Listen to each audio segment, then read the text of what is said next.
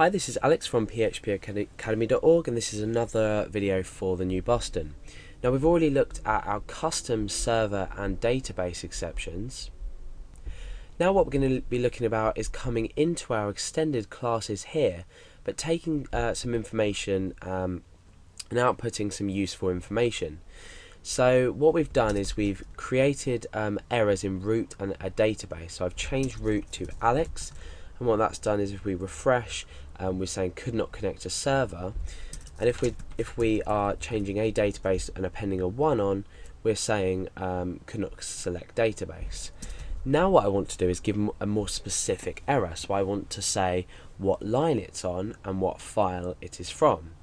So again, this may be a useless example, but you can understand then the concept of everything. So what I'm going to do is I'm going to delete this, and we are just going to echo out a custom error message depending on our server exception and database exception. And we're going to be changing these functions names in a bit when we've redefined them.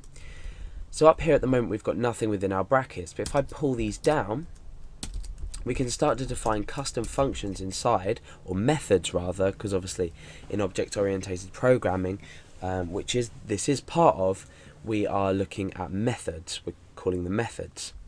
So what we can say is we can say public function, we can say show specific, and again we're going to create a block inside this as well. So here is going to be our error message. So what this is going to do is it's going to echo out, in fact no, it's going to return, and what we want to return is first of all the line number that we find the error on, and then the file itself that we're actually in, which is going to be index.php.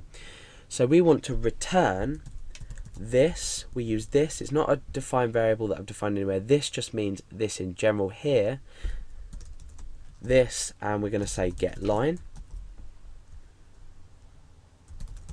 Okay, get line. So we can make it look a bit more user friendly. Error on line something, so this line here, and then we're going to say append on some more text in this get file. So now what our error is going to read is error on line, and we're appending on the line that this error has been thrown on. So error, we'll say thrown. Oh, to make a bit more sense.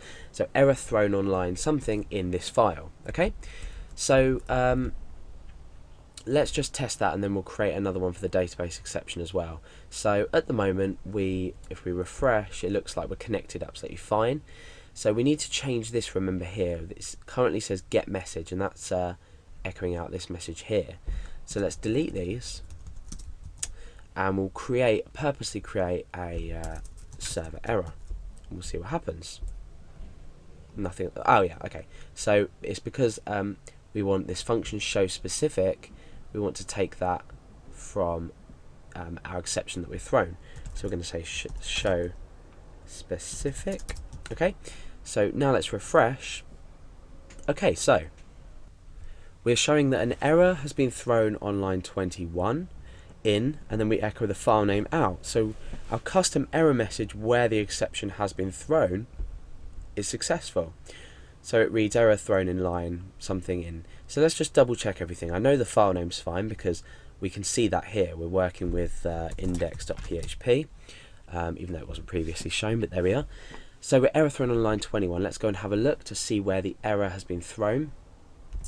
So the throw new server exception is on this line here, and you can see that down here in the corner it's line 21. So we're successfully showing the right information. So now what we can do is do the same thing for database exception. We can create a public function show specific, and we can do exactly the same thing. So we can return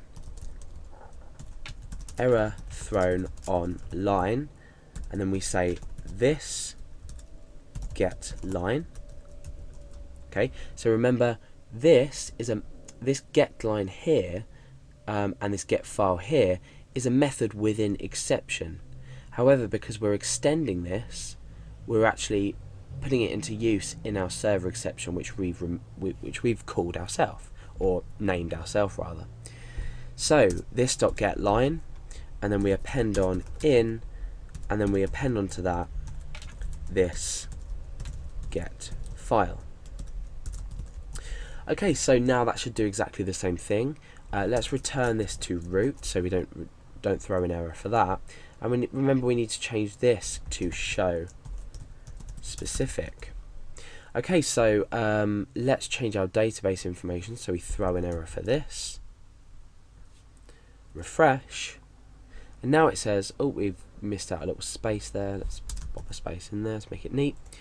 So we've got error thrown on line 25 in the same file, obviously. So let's go to line 25 and check where the error has been thrown, or the exception has been thrown rather. It's this line here, which is database exception. So you've probably guessed that the line that is thrown at is 25. So you can see that by extending our exception class, we can create our own methods inside to use data from our exception class. There's much more than this. If you go on the PHP manual, you'll be able to find a lot more methods inside and properties that you can take from this exception class and put it into your own. And then we've thrown our exceptions ourselves using catch twice while we're throwing twice. So that's how you're going to extend your exception class, and how you're going to catch multiple exceptions with your own custom error message.